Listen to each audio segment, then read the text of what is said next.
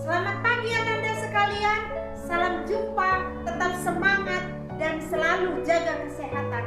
Hari ini kita menyambung kembali pembelajaran kita masih dengan judul yang sama seperti minggu yang lalu, yakni keberagaman sebagai realitas asali kehidupan manusia.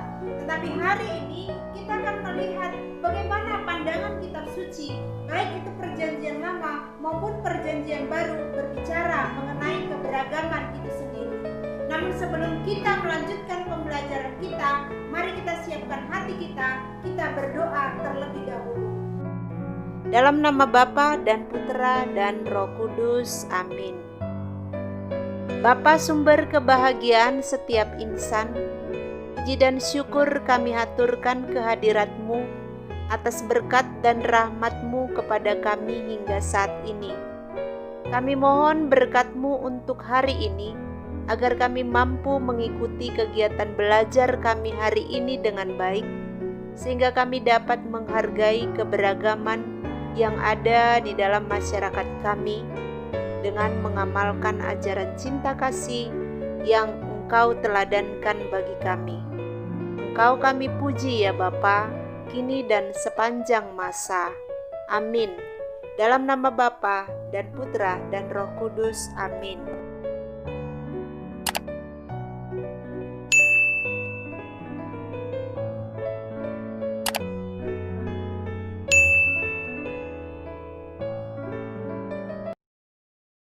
Mari kita lanjutkan pelajaran kita. Kita melihat bagaimana kitab suci berbicara tentang keberagaman. Terlebih dahulu kita lihat dari kitab suci Perjanjian Lama. Dalam kitab suci Perjanjian Lama diceritakan bahwa bangsa Israel, yakni bangsa terpilih, seringkali menghayati rasa satu bangsa, satu Tuhan, satu negeri, satu tempat ibadat, dan satu tata hukum. Nah, ini bisa kita lihat di dalam Ulangan 12.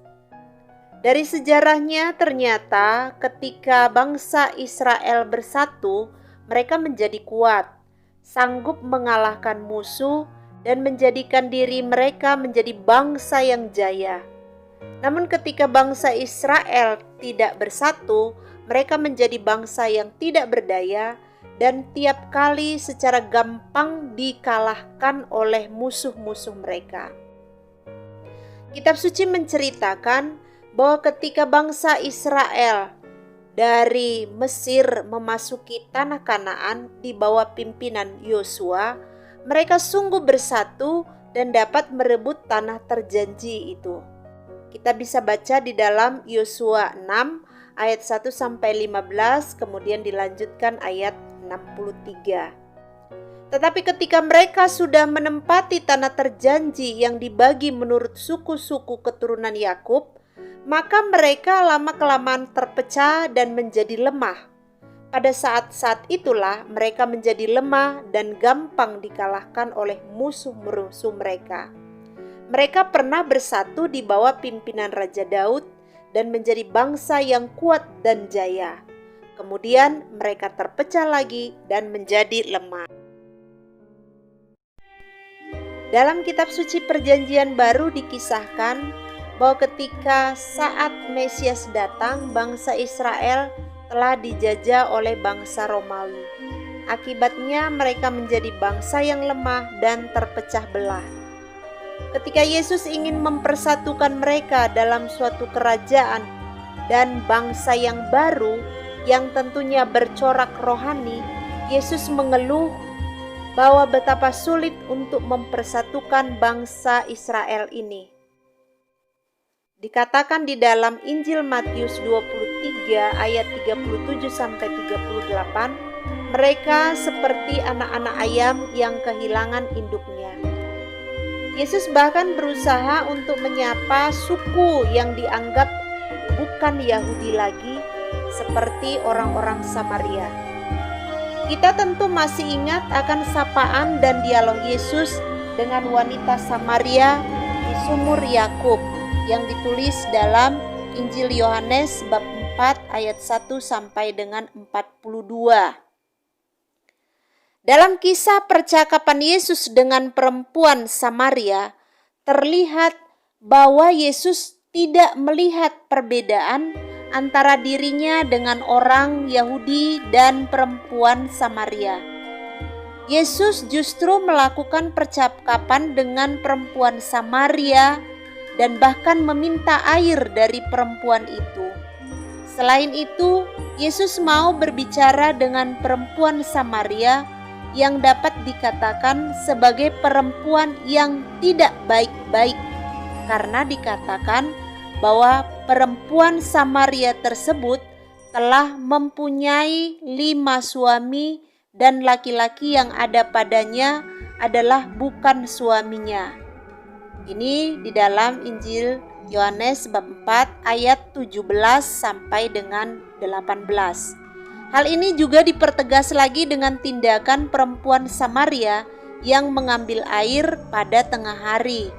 Ini di ayat 6. Kebiasaan perempuan bangsa Israel biasanya mengambil air pada saat pagi hari dan menjelang malam hari atau sore hari.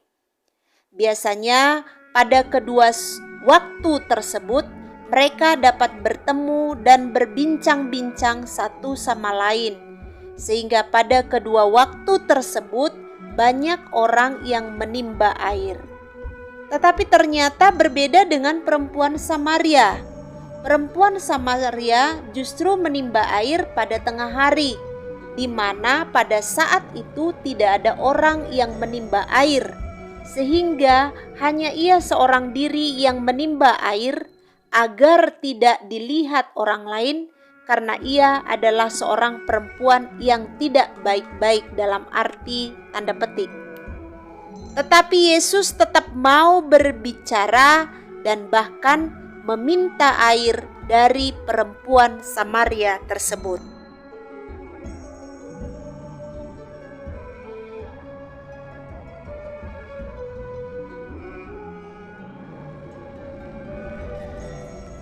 Selain kisah Yesus dan perempuan Samaria, sikap Yesus terhadap keberagaman juga dapat kita temukan dalam kisah Yesus menumpang makan di rumah Sakeus, seorang pemungut cukai.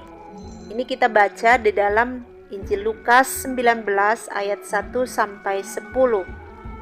Dalam kisah ini tampak bahwa orang-orang Yahudi menentang tindakan Yesus tersebut. Sebab Sakeus dipandang sebagai seorang pemungut cukai yang bagi masyarakat Yahudi sebagai orang berdosa. Selain kisah Sakeus, juga kita bisa baca di dalam Injil Markus 7 ayat 24 sampai dengan 30.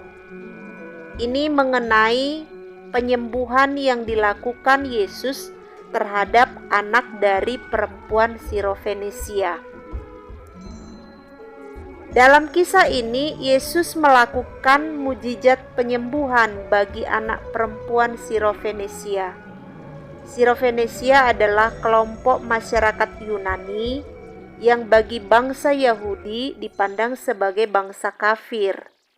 Oleh karena itu, Yesus tidak seharusnya bergaul bahkan menyembuhkan anak seorang kafir bagi bangsa Yahudi. Dari beberapa kisah yang sudah kita dalami, dapat disimpulkan bahwa Yesus sangat menghargai keberagaman yang ada di dalam masyarakat Yahudi. Hal ini dilakukan Yesus bukan sekedar teori, tetapi ia laksanakan sesuai dengan yang telah diajarkan Yesus kepada para murid dan pengikutnya. Setelah kita melihat pembahasan materi kita minggu yang lalu dan hari ini tentang keberagaman sebagai realitas asali kehidupan manusia, maka kita bisa menyimpulkan secara keseluruhan materi kita. Kesimpulannya adalah bahwa Tuhan menciptakan umat manusia dalam keberbedaan yang tak terhindarkan. Karena itu, kemajemukan merupakan keadaan yang tak terhindarkan. Orang harus belajar mengambil sikap yang tepat dan belajar bertindak secara arif untuk bisa hidup dan membangun masyarakat dalam keanekaragaman. Masyarakat Indonesia adalah masyarakat yang majemuk. Kemajemukan ini nampak dalam berbagai bentuk, antara lain agama, suku, bahasa, adat istiadat, dan sebagainya. Hal yang terpenting lagi, kita harus menyadari bahwa bangsa Indonesia adalah bangsa yang multikultur, bukan suatu bangsa monokultur. Kodrat bangsa Indonesia memang berbeda-beda dalam kesatuan. Hal tersebut dirumuskan dengan sangat bijak dan tepat oleh bangsa Indonesia, yakni Bhinneka Tunggal Ika, yang berarti berbeda-beda namun tetap satu. Sumpah Pemuda yang diikrarkan oleh para pemuda pada tanggal 28 Oktober 1928 juga menegaskan bahwa kita adalah satu nusa, satu bangsa, dan satu bahasa, yakni bahasa Indonesia. Menjaga kebinekaan, keutuhan, kesatuan, dan keharmonisan kehidupan merupakan panggilan tugas bangsa Indonesia. Keberagaman adalah kekayaan, sedangkan kesatuan persaudaraan sejati adalah semangat dasarnya. Kehidupan yang berbeda-beda itu harus saling menyumbang dalam kebersamaan dan kesejahteraan bersama. Tuhan menciptakan kita berbeda, bukan agar kita terpecah belah. Di dunia ini tidak ada yang sempurna. Kesempurnaan itu bukan tidak mungkin kalau kita mau bersatu. Meskipun berbeda suku, berbeda agama, kita harus bersatu. Semboyan Indonesia adalah Bhinneka Tunggal Ika, yang berarti berbeda-beda tetapi tetap satu. Dalam perbincangan dengan perempuan Samaria, Yesus menuntun perempuan tersebut sampai pada kesadaran akan iman yang benar. Bagi Yesus siapapun sama. Perempuan Samaria bagi Yesus adalah sesama yang sederajat. Yesus tidak pernah membedakan manusia berdasarkan atas suku, agama, golongan, dan sebagainya. Di mata Tuhan tidak ada orang yang lebih mulia atau lebih rendah. Tuhan memberi kesempatan kepada siapapun untuk bersaudara. Tuhan menyatakan dirinya bukan hanya untuk suku atau golongan tertentu, tetapi untuk semua orang. Dari kitab suci kita belajar mengenai sikap Yesus yang harus menjadi sikap kita sebagai orang Kristiani, dan perlu kita usahakan antara lain. Yang pertama, sikap yang bersifat mencegah perpecahan. Nah, upaya-upaya konkret untuk membangun kehidupan bersama harus dikembangkan dengan menghapus semangat primordial dan semangat sektarian, dan sekaligus juga menghapus sekat-sekat dan pengkotak-kotakan masyarakat menurut kelompok-kelompok agama, etnis, budaya, dan sebagainya. Yang kedua yang perlu kita kembangkan adalah sikap yang positif. Apa saja itu?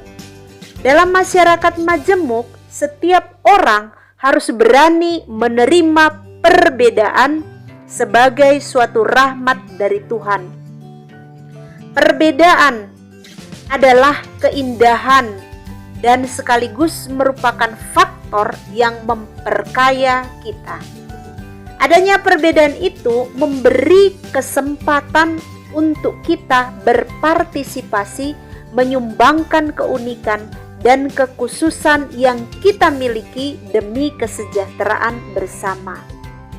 Perlu juga dikembangkan sikap saling menghargai, toleransi, menahan diri, rendah hati, dan rasa solidaritas demi kehidupan yang tentram, harmonis, dan dinamis.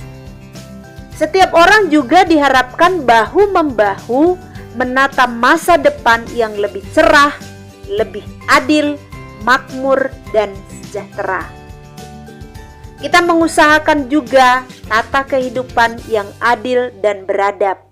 Kita juga usahakan kegiatan dan komunikasi lintas suku, agama, dan ras. Demikianlah beberapa kesimpulan dari materi kita minggu lalu dan hari ini.